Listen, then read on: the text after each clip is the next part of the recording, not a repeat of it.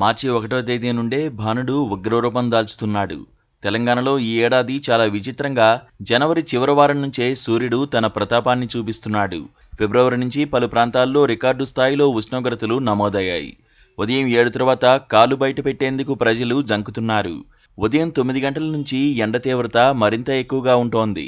దీంతో హైదరాబాద్తో పాటు పలు ప్రధాన నగరాల్లోని రోడ్లు నిర్మానుష్యంగా మారుతున్నాయి.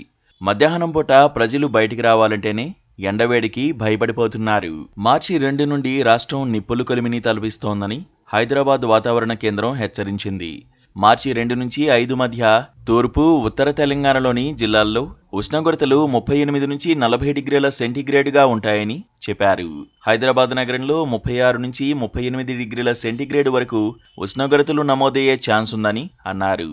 మార్చి 6 నుంచి 8 తేదీల్లో రాత్రులు, ఉదయం వాతావరణం కొద్దిగా చల్లగా ఉంటుంది.